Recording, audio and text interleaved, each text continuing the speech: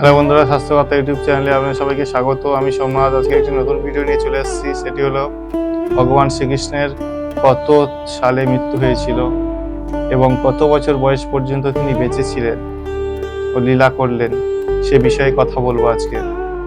আমরা প্রত্যেকেই জানি আমাদের সেই ভগবান শ্রীকৃষ্ণ যিনি বৃন্দাবনে লীলা করেছিলেন, প্রত্যেকেই কম বেশি তার কাহিনী জানি, যেহেতু তিনি ভগবান, সবার প্রিয়, তার কথা আমরা প্রত্যেকেই জেনে থাকি। তথাপি কিছু অজানা তথ্য নিয়ে চলে এসেছি আমি, বা কেউ কেউ জেনেও থাকতে পারেন। ভগবান শ্রীকৃষ্ণের মৃত্যুর তারিখ 18 ফেব্রুয়ারি 3102 খ্রিস্টপূর্বাব্দ, অর্থাৎ খ্রিস্ট জন্মের 3102 বছর আগে। তিনি 125 বছর বেঁচে ছিলেন। তিনি পারফেক্টভাবে, সঠিকভাবে 125 বছর 8 মাস 7 দিন বেঁচে ছিলেন। ভগবান শ্রীকৃষ্ণের যে স্থানে মৃত্যুবরণ করেছিলেন সেই স্থানটির নাম কি? সেই স্থানটির নাম হলো গুজরাট। গুজরাটের ভালকা, অর্থাৎ ভালকা নামক স্থানে তিনি মৃত্যুবরণ করেন, যার পূর্বে নাম ছিল সৌরাষ্ট্র, তার বর্তমান নাম হলো গুজরাট।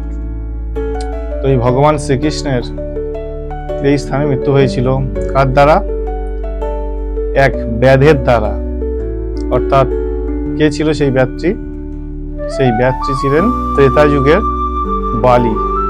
প্রভু রামচন্দ্র যখন তিনি ছিলেন, তখন তিনি তাকে পিছন দিয়ে বাণ মেরেছিলেন শুধু সীতা পাওয়ার জন্য, সীতাকে উদ্ধার করার জন্য, সুগ্রীবকে সহায়তা করার জন্য।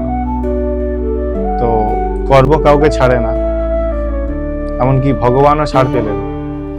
তো আমাদের প্রত্যেকটি মানুষকে ভাবতে হবে যে কর্ম যেমন করবেন তেমন ফল লাভ করবেন। সে ভগবান হোক কিংবা সামান্য মনুষ্য কিংবা কীটপতঙ্গ, কারোর ছাড় নেই। কর্মই ধর্ম, সেটি আমরা চাক্ষুষ প্রমাণ পেলাম এই উদাহরণটির সাহায্যে। জয় শ্রীকৃষ্ণ, জয় শ্রী রাধে গোবিন্দ, জয় গুরু, জয় মা কালী।